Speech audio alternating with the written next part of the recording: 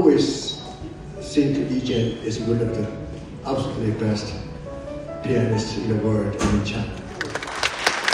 I think his true music career just started because the music he brings to the world is very, very touching. I'm always moved by his music. I'm so happy to host, to be a co-sponsor of this event, and hope Li Jian can bring more music to the city and to the world. Thank you very much. So, what inspired you to join? Well, I enjoy working with Elizabeth Wang, who has the Chinese Cultural Foundation, and I work for peace in the world, and I work for bringing people together. I love Chinese culture. I actually spent a couple months in Shanghai before, and big fan of piano music. Awesome. Well, you're in the right place. And you, my dear?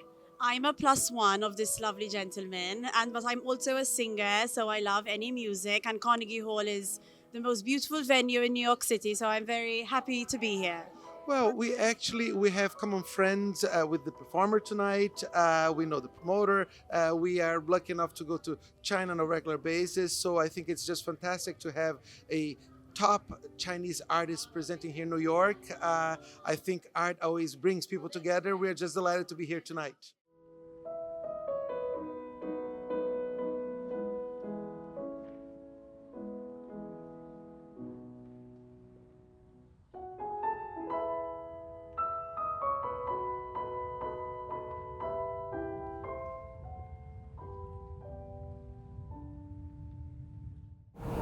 Hi, this is David Zucker, and I'm with classical pianist Li Jian, who is very, very, very talented. He just did a concert in Carnegie Hall, and today we're going to find out who he is and to learn a little bit more about him. Welcome.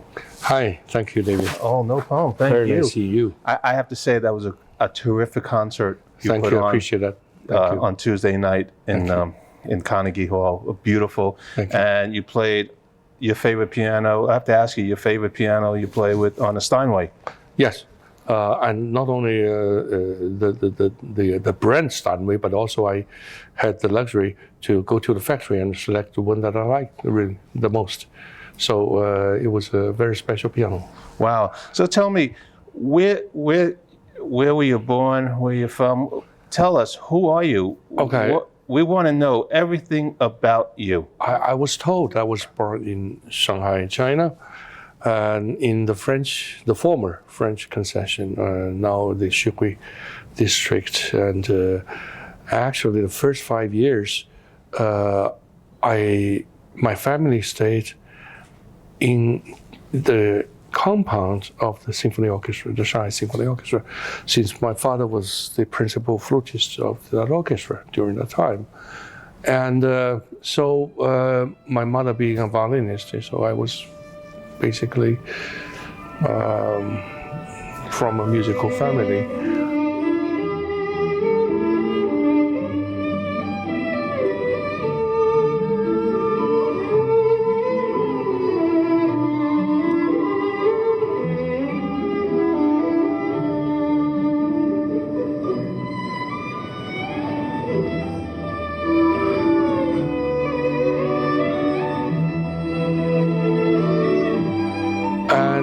And then I started to learning both the piano and the violin at the age of 6, I believe. It was not really that early.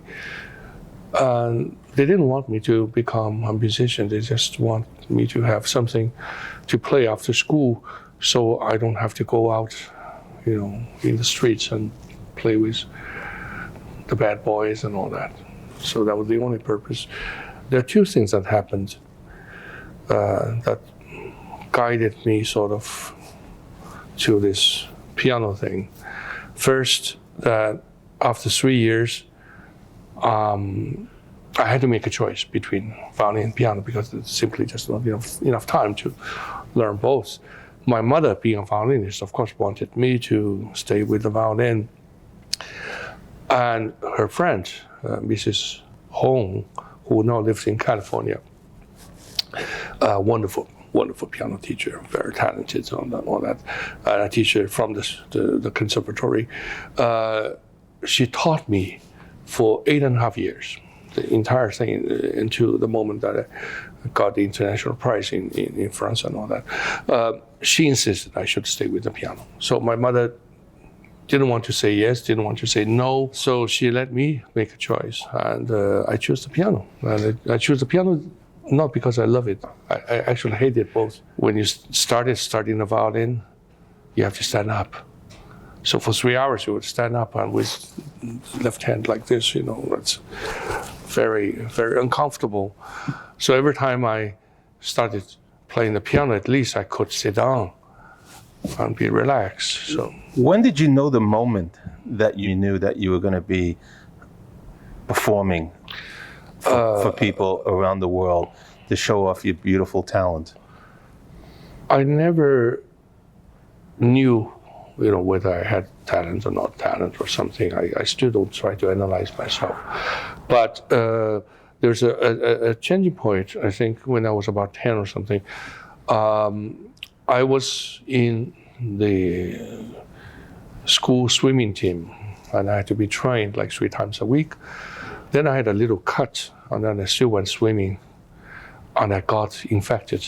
And I actually was in the emergency room for 5 nights, I think. Wow. And then 3 weeks of hospitalization, almost died. I mean, it was that close.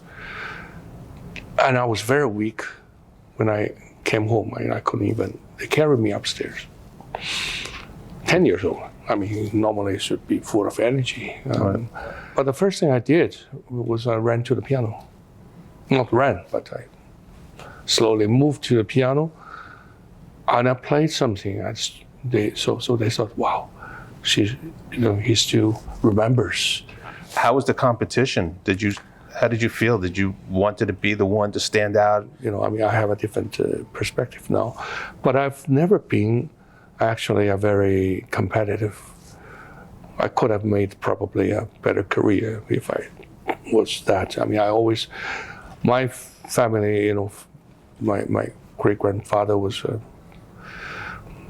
a pastor, Okay. and a very famous one actually in China.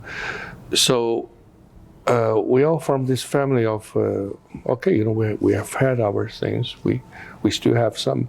It's enough, and if you want it, by all means, give it to you. So this sort of attitude. Right. So let's go back to your childhood. Yeah. So you're a teenager now, and I understand you went to study in Paris. Mm-hmm. Tell us about that. I mean, how many people get to go to Paris to train with some famous teachers? No, you see a lot of people going there from all over the country, but this is back in the late. That was 1982. 82, okay. 1982. I was 17, and in 81 I won this competition, second grand prize of the Marc Long Jacques Thibault International piano competition. But frankly, I don't know whether I should say this on TV or something. I was supposed to get first prize, but there was a little, politically. Well, there's always politics everywhere you go. Isn't that a shame? Unfortunately, yeah. But anyway, they thought, this young kid, he still has time. Let some elder ones get.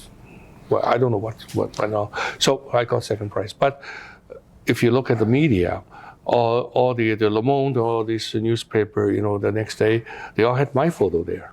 Nice. There only one photo of the entire competition. There was actually violin and piano going on. So they had 2 first prizes, violin and piano, and then 2 second prizes. But my picture was selected. So that tells you something. Walk us through it. How was it? What did you do? I mean, how did you? The first day you're there, tell us. How did you feel, and how did you gain confidence? It was a big culture shock.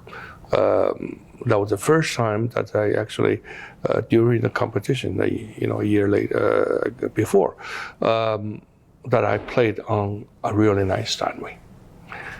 Because in China, the whole school had one Steinway.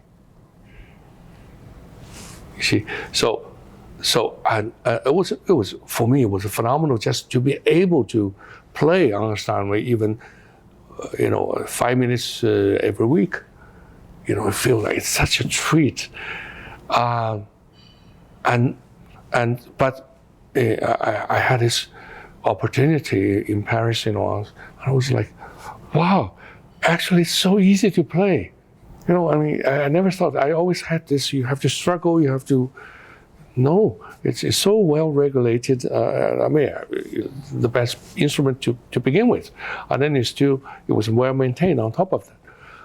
So that was the first shock. And the second shock was like, everywhere was carpeted. So I was like, wow. It's so nice to walk on it. And then plus the language and all that, I felt it was really, the difference is probably not technically how you play differently. It was all in the way you live. So you're in Paris now. Let's go back to Paris. You're in Paris. And what was the first piece of music that you fell in love with? Debussy. Yeah, I was able to learn some. Well, I was like, wow. And then I found another French composer that was very mysterious, Gabriel Fauré. And Ravel, of course, that's all the three giants. And then on top of that, I played a lot of Chopin with Pierre Sancan, the professor who was specialized in romantic music and all that. And I played all 24 preludes, which is really not that impressive if you think of 35 minutes, 40. But I did all the Chopin etudes within a few months. Everyone knows a lot of these names that you named, but did you ever find anyone that really had strong music like Chopin and Mozart, but never found famous, were acclaimed, and they had better music? Did you ever dig into that? Did you ever look into that and try to bring it back to life? Have you heard of a French composer called Daniel Lesueur? No, I haven't. Okay, I met him. Okay. And he gave me some music which I played, and he said, well, composers only get famous after they die. The whole thing was sponsored not only by the French government, but from a foundation called Samson François Fondation Samson François being one of the most famous French pianists who died very young at the age of 46. Wow. And his widow started this foundation, and she actually discovered me from the competition a year before. Wow. And that's how it started, and she actually made all the connections. So now you finished the school in Paris. Mm-hmm. Where did you go from there? How did you decide where you want to go? Tell us about your first concert series. I did actually go back to China. I think it was the end of '82. And then the Shanghai Symphony. I mean, back then the concerts were arranged like a week or 2 weeks before. It was not like now you arrange it a year, 2 years before, 3 years before. And so I got this call from the music director of the Shanghai Symphony. He said, "We have a concert next weekend, 2 concerts. Would you like to play a concerto?" I said, "Yes." He said, "What would you like to play?" The first Beethoven concerto. I said, "Okay." So we played. And he came up. He was not conducting, but he came backstage. He said, "Wow, you learned this in France?" I said, "No, I just learned it last week." Huh? So I had 5 days. I started Sunday and got a call on Monday. I said, "We have Saturday and Sunday concerts. Would you like to play this?" I said, "Well, since I was almost memorized it, well, let me do it." So I didn't know that there was so much risk involved, But if somebody forced something like this is, of course, I was being forced. And sometimes I like that because otherwise I'm just being plain lazy. And something can, many pianists have this. Lang Lang used to tell me that he could learn a concerto within 2 or 3 days. And I believe it. He might be a little exaggerating, but I'm sure he has this phenomenal capability. So now you did your first concert. That opened the doors for you to. What happened after that? So back in 1982, you're 17, turning 18. Tell us your journey. Okay, I think 1983 I was invited by a company called TV Man Union in Japan, and so they want to do something between mainland China and the island of Taiwan. So they selected one musician from each, and they got to know me because obviously the first prize winner happened to be a Japanese, a very, very good pianist of 1981. That's a long table competition. And he went back to Japan. He got interviewed by TV Man Union. He was the one who actually told them that actually the actual first prize winner should have been me. So it was a very, very nice, very honorable gesture from somebody who indeed won first prize. So and that's how the connection started. So I was selected, and then a wonderful, super talented young violinist from Taiwan, Chonan Lin. I'm sure you heard his name, Jimmy. We called him Jimmy Lin, who became one of my best friends from New York, a student of Doris Delay, and he was chosen. So we had this thing in Japan. They actually went to New York, and they came to Shanghai to film us separately, and then we got a few days of rehearsal in Japan, in Tokyo, and we played some concerts. And they did this documentary and won the documentary of the year in 1983 in Japan. So that's something that I did that year. And then I got a little bit, frankly, down because the resources are limited back then. Now it's a totally different story in China. So I felt, having seen what I have seen and what I was being able to learn for a short period of time in Europe, I felt that I should maybe try to apply for school. So I applied for I think 2 schools, Peabody and Curtis. But I only could send them tapes. I wrote a letter and said, I'm a pianist who you don't know, from this and that, and I won this prize, and now I have very much want to come to this school. I didn't hear from people. I think I sent to somebody, but I sent a letter to Curtis. 5 weeks later, I got a letter saying you accepted. Wow. Now, it turned out to be I was the only one in the history of Curtis being accepted without an audition. Wow.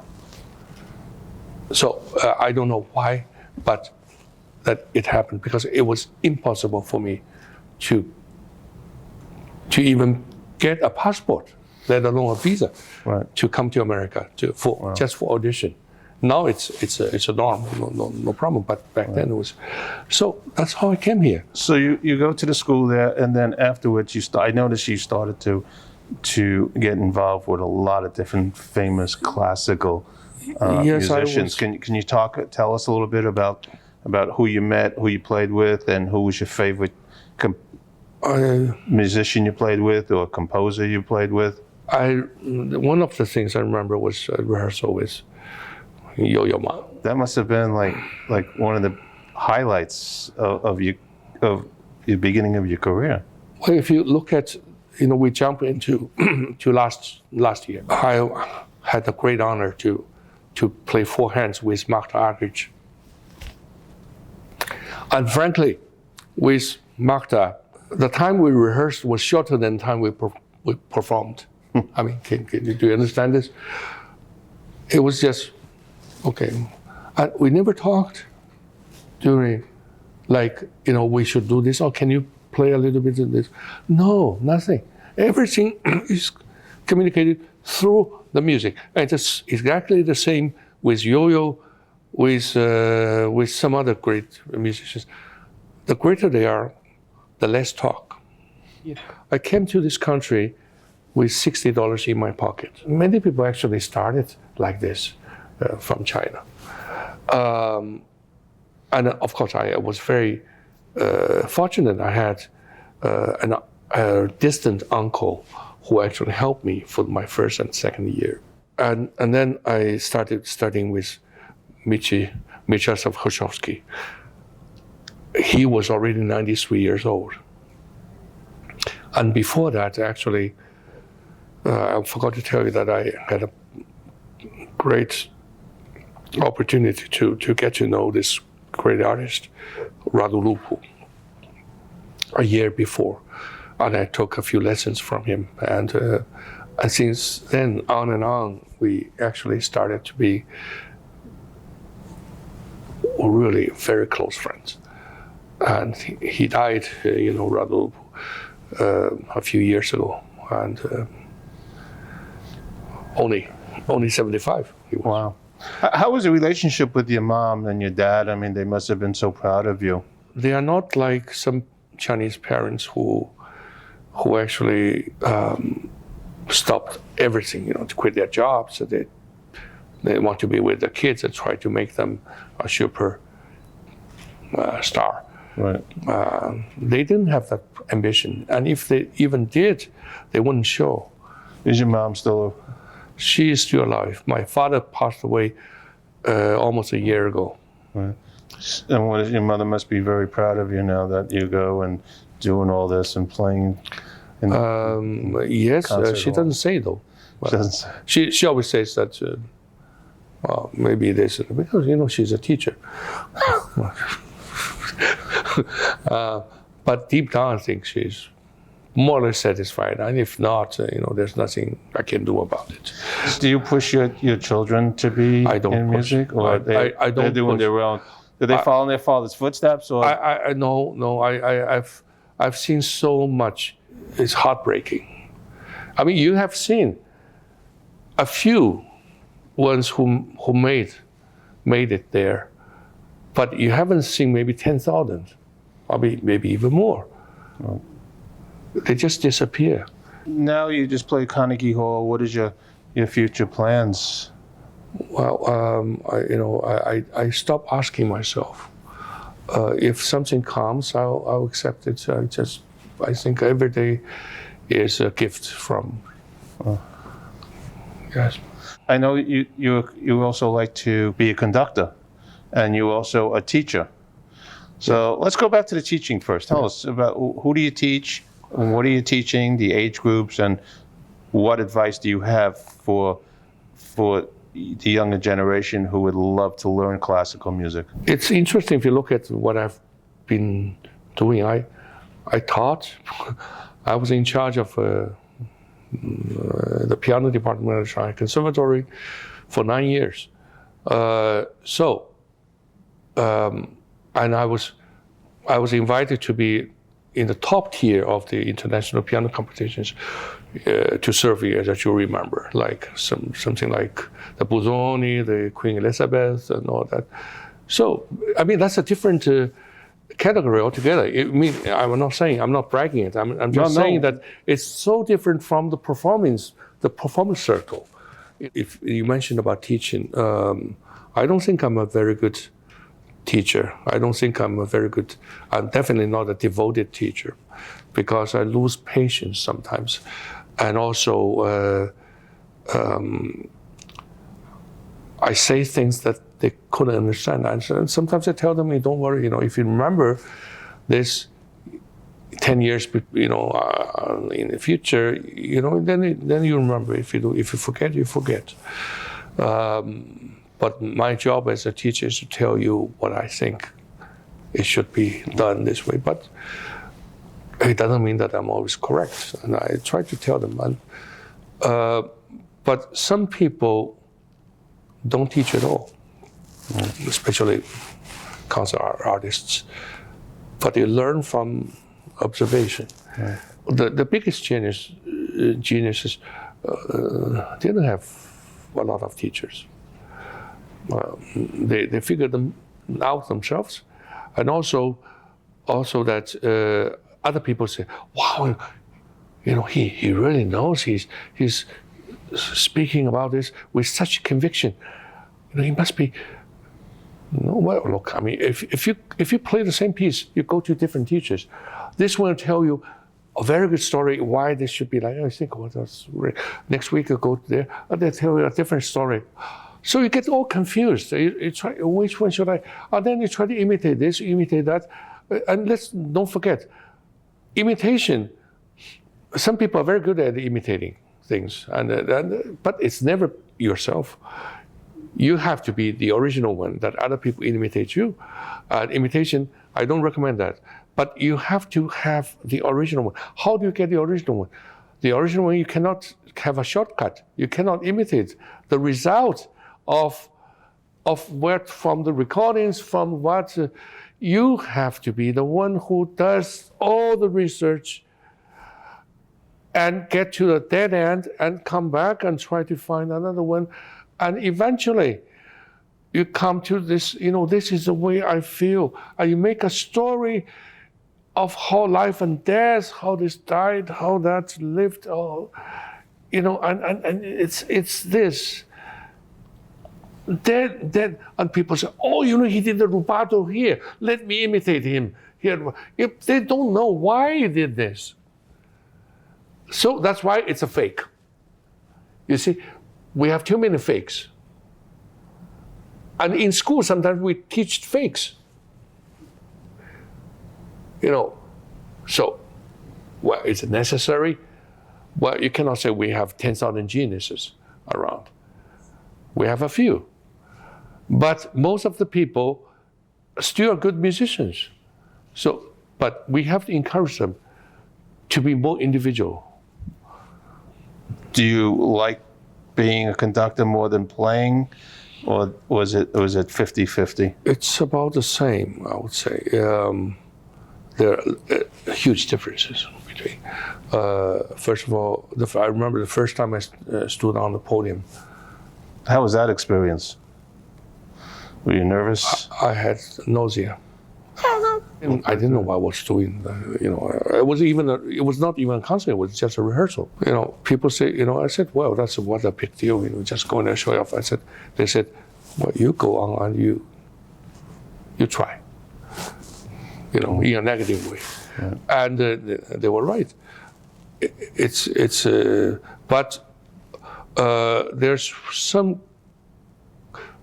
First of all, based on my own experience, all the work that you try to achieve is done, finished, basically, before you set on the podium for rehearsals. Mm-hmm. And you have to be ready. You have to know better than the musician. Otherwise, you have no right to stand up there. They have the music. They know how to play. A good orchestra never needs you to tell them, to cue them where to come in. And they get fed up with it if you try to show off or not. You have to have where's the music? It's the same with piano. You play all the notes correctly and you have nothing wrong notes. Okay. So it's all, when you play in a concert, that's all done by memory. You don't have any sheet music. Well, as long as I'm alone on stage, I'm obligated to do without music. And with chamber music, of course, even if you remember, you have to use music. No, I don't know about other artists. For me, to memorize things are the easiest thing to do.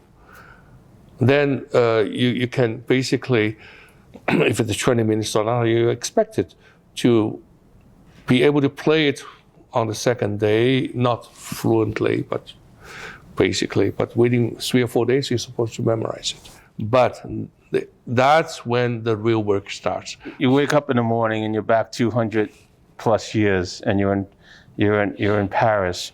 Who would you like to visit first? Your first composer that you like very much, if you had the opportunity. Bach. What would you say to Bach if you walk into Bach and there you are, face to face with him? I don't think I'm qualified to talk to him. I would just stay on the side and observe. Any plans on touring America again? Well, yes, if the opportunity comes, I will. When I was young, I had some opportunities, and some of them probably are screwed up. So they picked somebody else. Do you like playing solo, or do you like to play with an orchestra? I like all forms of music. Chamber music is something that for you to make friends or to be cozy, to have some cozy time. I don't even think chamber music should be played with an audience of more than 1,000 people. It's very hard to do chamber music nowadays in China. In America, it's a bit better, but in some countries, it's very difficult. Either want a big form with 100 people on stage, or they want a small. In 1987, I was 21, 22. I had this big opportunity to play with a tour of America, of 30 concerts with the China. It's called the Central Philharmonic Orchestra of China. And so I was playing in Avery Fisher Hall back then. It's still called Avery Fisher Hall. And a few days before, I got this invitation to go to Steinway and see Richard Probst. And so I went there. And back then I was always very well dressed. And actually, I remember there was another story that Gary Grafman got a call from Madame Sanson-Fontaine saying, this kid needs help. He practically has no money. And Grafman said, well, he's always well dressed every day. But so anyway, I went to see him, and Richard said, we want to invite you to become a Steinway artist. You'll be the second Chinese. The first one is In Chen Zhong. You'll be the second. I said, well, I know that Steinway has policies, like you have to have at least two qualifications. The first, you have to have a promotion career. And second, yes, you have to be the owner of a Steinway piano. And I said, I do have a Steinway, but it's a loan from school. I said, I don't have money to buy a Steinway for the moment. And he said, well, in your case, we can make an exception. Wow. So I was very touched. So Steinway is your home? Yes, and in 1990, I bought my first D from Steinway. Wow. It went through Jacob's Music in Philadelphia. And Jacobs gave me a fantastic price. I was so touched. What's your favorite place to perform? Is it New York? I would say New York. New York? I would say New York. Always. There's no place like New York. What is your best advice for a young person who would love to study classical music? Well, I can only, since now I divide my time mostly in Shanghai and in Paris. And more in Shanghai because my young children are still going to school there. I observed a lot of Chinese young kids and their families, how they force their children and all that. I want to say something because a lot of them don't know why they study the music. I think the first thing, before we even ask the question whether they're talented in music or not, is that whether they like music. If the only thing they see is that, this one got famous, that one got famous, and and I want my child to be just like that. Right. Then you already started on the wrong foot, because I don't know. For me, studying music is so sacred. It's a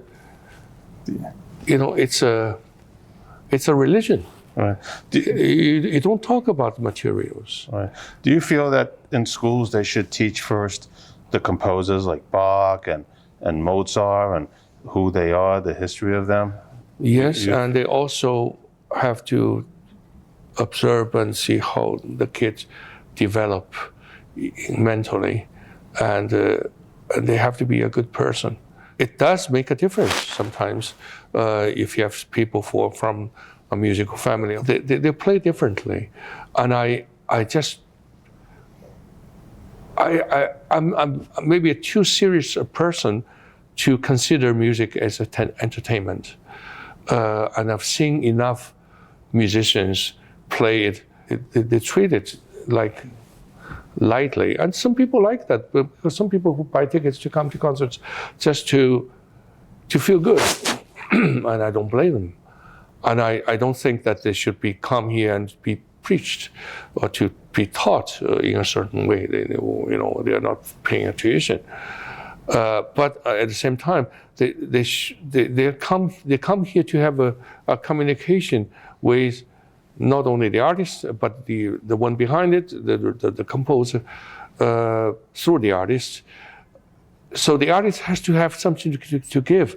And I think with all the experience, and mostly bad experience I've experienced in my life, I have a lot to say, and a lot of bad things that now it's crystallized into something that I don't feel that much. Look, I give you an example. The most famous one is from Horowitz, of course. Everybody play. He played in Russia, in Moscow, and you see this elder man with tears, without crying. It's not crying. He probably didn't even know that he had tears. They say, I have to cry. Why? Because I know that he lost his son, and I think maybe it's true that he lost his son, and his daughter was in a madhouse or something. And it was very tragic. This couple, even though they are the daughter of Toscanini and Vladimir Horowitz, you see, but they had their probably the very inhumane things that occurred to them. To lose a child. I mean, that's worse than anything. Yet, after so many years, he didn't have any tears, obviously. He just played that thing. Basically, the message is that the child, it's nighttime, night, you go to bed, you sleep, I read you a bedtime story, and you go to sleep. Without anything. The child who died long ago. Wow.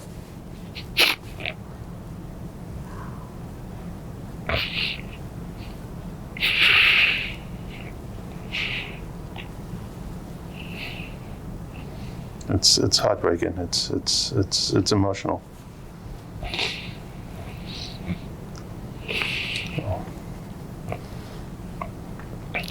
And there was I cannot tell you the name. It's a separate story. The daughter of that person told me that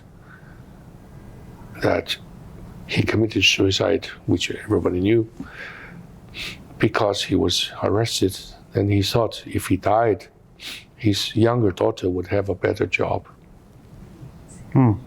He didn't have to die.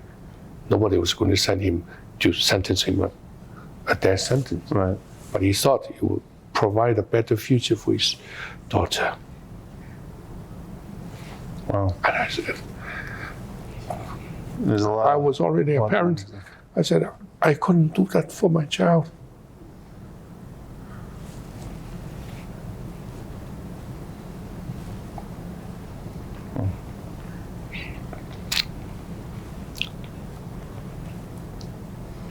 Want to take a break? It's okay. If you talk about ultimate sacrifice,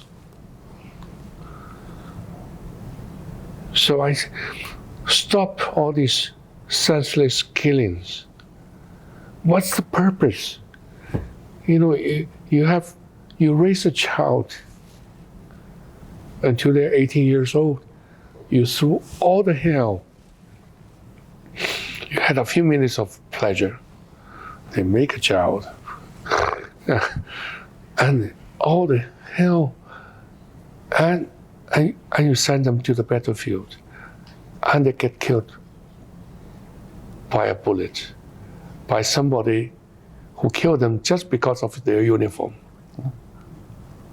They could probably become very good friends. And then a few years later, these two countries become friends again. No, a mother can only justify the death of a child by saying that he sacrificed for the country. But if he sacrificed for nothing, it turned out, in her lifetime. How do you say about this? That's why we need more music in the world. I just want to let people know that there's more than that's killing, why I there's think life. every note in music, it means something. It's never that easy. And there are too many people play music too easily. Every note has a life. Every note has a life. It doesn't mean you have to do this or be tense about it. But if you experience life, a good artist, whether it's a painter or a writer or a musician or composer, they go out, they come back, it's like a sponge. They have absorbed a lot of things. They can transfer that energy into the things they are doing and to create something even more. It doesn't have to be more beautiful, but maybe different. And I play pieces differently each time. And it should be like that. It's a live thing.